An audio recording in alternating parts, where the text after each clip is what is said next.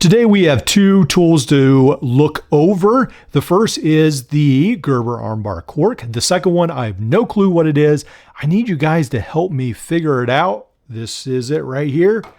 I hope you guys can help me know what it is because I bought it on eBay. It's a mystery tool, but it's very similar to the Gerber Armbar Cork. We'll go over that in a little bit.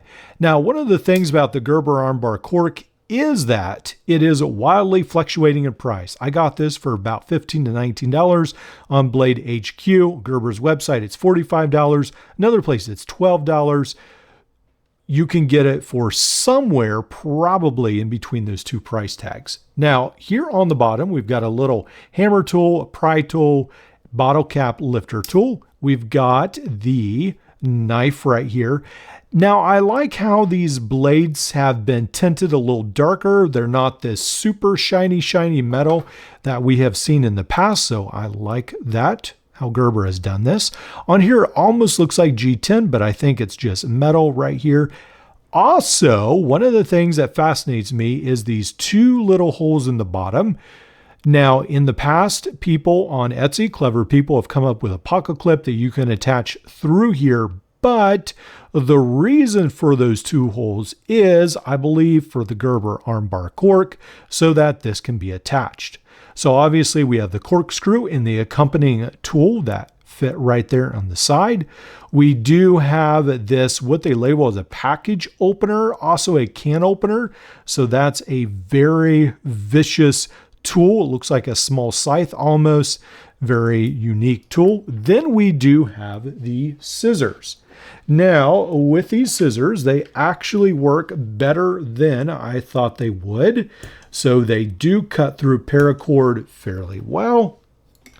Pretty impressed with those as far as they're pretty good for Gerber. All right, so that is pretty much the tool set right there. Pretty nice little tool set, pretty compact, fits in the pocket. Again, you don't have a pocket clip, but if your pockets aren't too deep, you shouldn't lose it too much in the pockets. Also, it shouldn't weigh you down too much. Also, for that price tag of perhaps even under $20, it is a fairly nice toolkit. Again, I don't use the corkscrew aspect. I would choose another model. But the essence of the model, it's very minimalistic.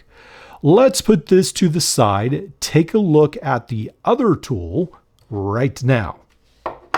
So this is the other tool. Now, this is a fascinating tool. It's got a lot of things going on. One of the first things is it's got a lock on it. Now, I believe that this is an older tool. Again, I've been fooled sometimes looking at pictures, and they're actually just made in India, made to look old. But I believe this is actually an older tool because, case in point, it does have some rust on it. Also, the tools look very worn down.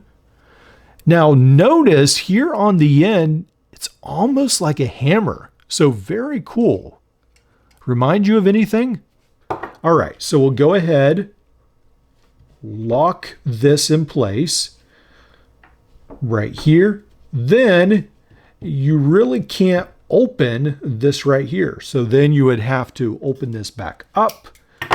You can hear that little click. Then you can open this up. Now, sometimes this actually does, there we go. It locks all the way down. I think there is a mechanism where you're supposed to be able to maybe push it out from the front. I can't see that that works. So I have to usually get another tool, pull this back out. Then we are able to lift it up like so. All right, now the tools are a little bit loose inside, which you would expect if they're older. I have no clue what the age range on this is, but it definitely looks a little bit older than tools I'm used to. So we have some interesting tools right here. We have the corkscrew, we've got the knife, we've got the screwdriver, we've got two tools that I'm not sure what they are. All right. Let's go ahead, start with the corkscrew. We've got this option where we can close it in place. Then there we go. We've got a handle, pretty cool. Again, I don't think this is a drill. I think it is an older fashioned corkscrew, but I may be wrong. I have seen some antique ones when I looked it up on Google. and they are more of a corkscrew option. Then the other thing that I really find fascinating about this is you can lock this in place like so. Then you have a lock for your knife. Very fascinating. Almost Lego-esque, I guess you could say, like a Lego for adults. Take a look at that knife as well. Almost looks like a double-sided dagger the way it's made. It isn't, but it has a different look to the knife blade.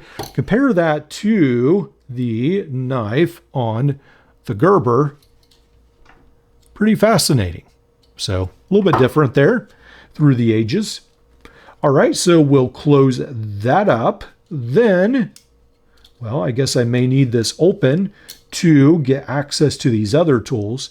Then we have a couple tools again that I'm not really sure what they are. So we do have this tool right here. Looks almost like is it a Phillips screwdriver? Is it an awl? I don't know. Sort of mysterious. Then we have this tool right here. Who knows? It looks like a cat's claw bottle cap lifter. Maybe. I don't know if it's a cutter. It doesn't look like a wire stripper. Maybe it is. I have no clue. But let me know if you can think what this is. If you know what it is, I'd be really interested to know your thoughts. So anyway, very, very cool tool right here. Pretty fascinating. Keep in mind that when you close them up, look at this.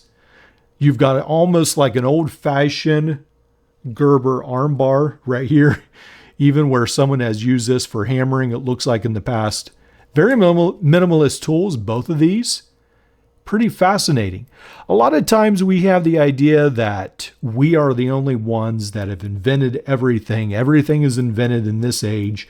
But when we take a step back, look at our history, we see a lot of things where we realize, oh, some of those people had the same ideas we have today because they had the same needs. They needed the same tools. Pretty fascinating.